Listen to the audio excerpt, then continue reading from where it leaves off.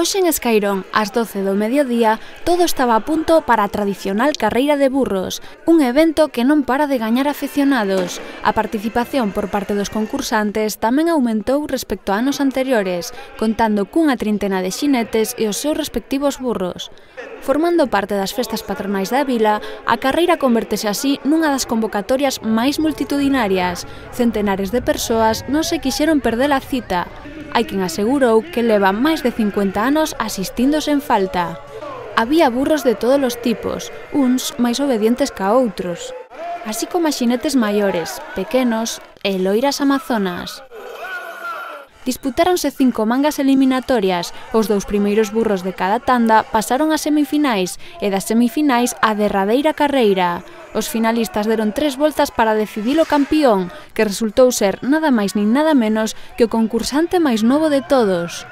¿De dónde sodes? De allí de Asturias, de un pueblo que se llama Vivaño. Ajá. ¿Y es el primer año que participáis? ¿Eh?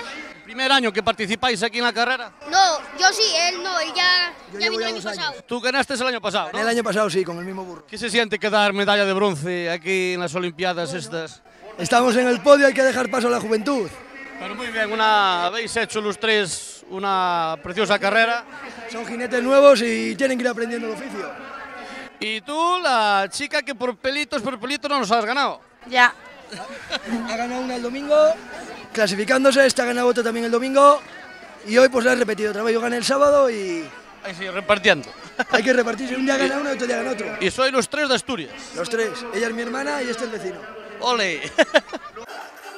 É que neste evento participa xente de moitas comunidades, polo que se está a converter nunha das carreiras máis prestixiosas de toda España. Iso sí, o xeito de cabalgar non está estipulado. Falamos cun veciño de Betanzos, creador desta nova modalidade. Sí, a verdade é que sí. Aquí tamén se ve un pouquiño pola troula, eu xa vía que entre os 3 primeiros tiñan moito ritmo, xa casi me era imposible chegar a eles, entón din a volta encima do burro, entrei, marcha eu a cara para atrás e o burro para diante. E así, facendo un pouquiño a troula, ao final caín, pero deixa do que se trata. Este xinete que se estivo a adestrar durante os 2 meses previos á cita confirma o alto nivel que se dá aquí en Escairón. Eu vou a todas as carreiras de Galicia, pero aquí hoxe hai xente de toda España, hai xente de Bilbao que veu cos burros, o que ganou é de Asturiano, xa leva vindo aquí 2 anos, xente de moito nivel, é o campeón de España. Primeira vez que viñen hai 4 anos, e hai 4 anos para aquí o nivel isto cambiou 100%.